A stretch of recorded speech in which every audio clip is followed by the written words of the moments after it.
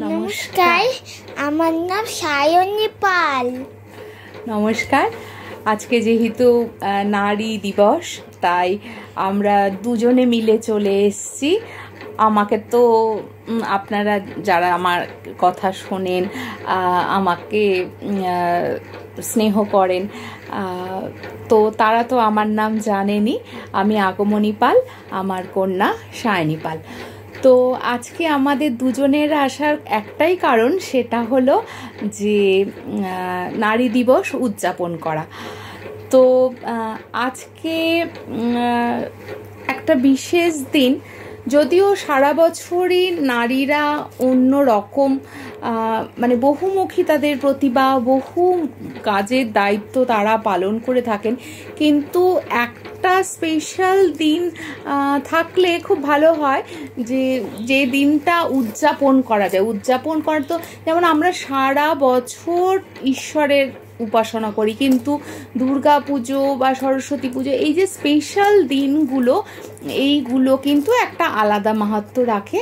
তো সেই কারণেই, যদিও সারা বছরই নারীরা, আবারও বলছি, যে ভীষণ ভীষণ মানে ক্ষমতাশালী এবং একই সাথে তাদের এই বহুমুখী প্রতিভা, বহুমুখী কর্তব্য, কত দিক যে তারা পালন করেন, সে কথা আমি নিজে নারী, আমি খুব ভালোভাবে জানি।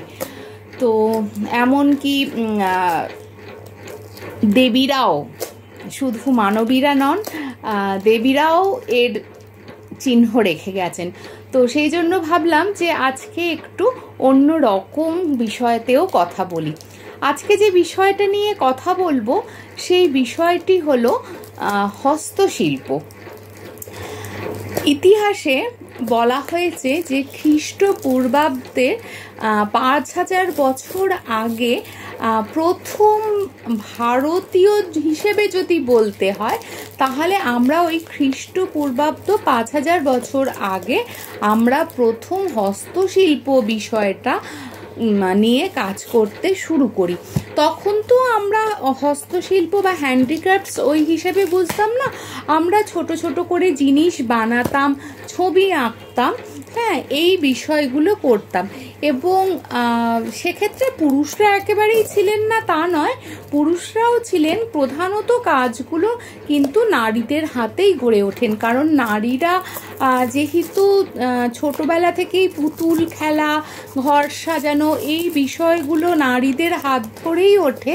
তো সেই জন্য পুতুল তৈরি করা, ঘর সাজানো, জিনিস তৈরি করা, এগুলোও কিন্তু নারীদের হাত ধরেই সমৃদ্ধি পায়। তো এরপর হচ্ছে খ্রিস্টপূর্বাব্দ 3000 বছর আগে, বা খ্রিস্টপূর্ব 3000 বছরে কি হচ্ছে, যে না, আমরা যারা মহেঞ্জোদারো উপত্যকায় বাস করতাম, তারা কি করি, যে এই যে হস্তশিল্প বিষয়টিকে আরও ব্যাপকভাবে ছড়িয়ে দিই। এটা তো গেল ইতিহাসের কথা। এরপর আস্তে আস্তে ইংরেজ শাসন বা অনেক শাসন, মুঘল শাসন, ইংরেজ শাসন, এই সমস্ত পার করতে করতে যখন আমাদের দেশ স্বাধীন হলো, তখন বাংলা কিন্তু নিজস্ব একটা হস্তশিল্পে আইডেন্টিটি গড়ে তুললো। তো এবার বলি, বাংলায় কি কি কাজ হয়? বাংলা ডোকরার কাজ হয়, বাংলা টেরাকোটার কাজ হয়, বাংলায় শাড়ি তৈরি, বাংলা তাঁত রয়েছে, মসলিন রয়েছে বাংলায়, হ্যাঁ, এছাড়াও নানা রকম মাটির কাজ,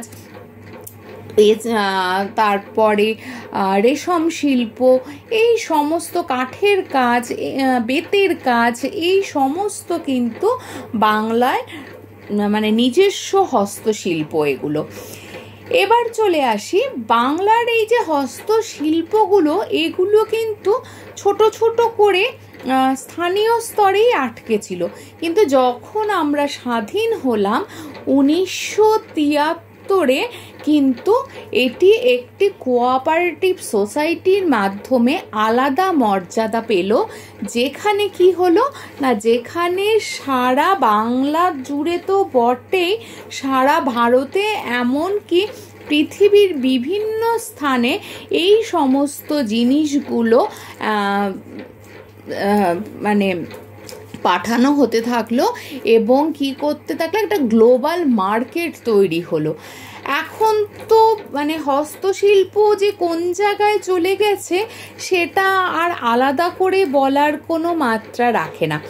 তো মানে এখন আমরা গিফট দিতে গেলেও একটু ভাবি যদি হ্যান্ডিক্রাফটসের ওপর দেওয়া হয় তাহলে একটু গিফটটা অন্য রকম হতে পারে। তো এই বিষয়গুলোকে আমরা নিয়ে ভাবি। তো এবার আপনারা বলতে পারেন যে আজকে পরিবেশ বাদ দিয়ে হ্যান্ডিক্রাফটসের কথা কেন উঠছে।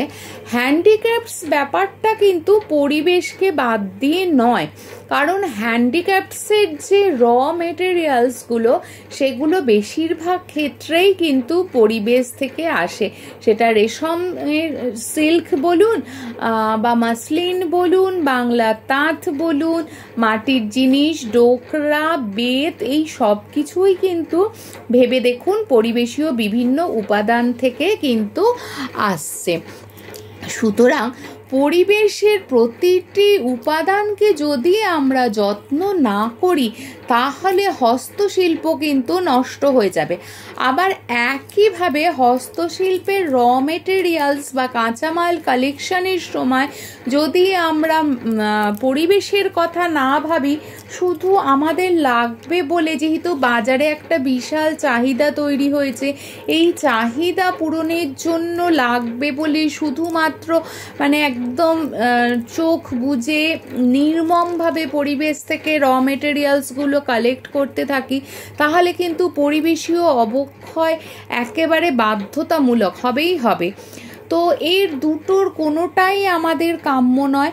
আমাদের অর্থনৈতিক উন্নতি, আমাদের নিজস্ব শিল্প বা সংস্কৃতি এবং আমাদের পরিবেশ, এই তিনটেকেই যদি আমরা গোছাতে পারি তাহলেই কিন্তু আমাদের উন্নতি অবধারিত, কেউ আটকাতে পারবে না, সুস্থায়ী উন্নয়ন হবেই হবে।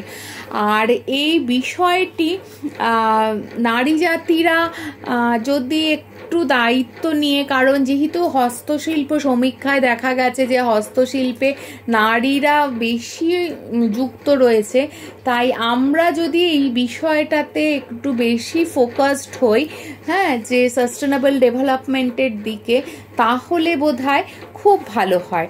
হ্যাঁ, তো আসুন কালকে দিনটা আমরা সবাই মিলে সেলিব্রেট করি এবং তারপর থেকেই কিন্তু আমরা, কারণ আগে ইকোফেমিনিজমেও বলেছি নারী আর প্রকৃতি এক, তো আমরা আর নিজেদের প্রকৃতির সাথে মিশিয়ে নিই এবং আমরা প্রকৃতিকে রক্ষা করি এবং প্রকৃতিও তাহলে কিন্তু আমাদের নারীদের রক্ষা করবে। তো ভালো থাকুন, সুস্থ থাকুন, সচেতন থাকুন। পরের দিন আবার একটা নতুন বিষয় নিয়ে দেখা হবে। সবাইকে বাই করে দাও। বাই।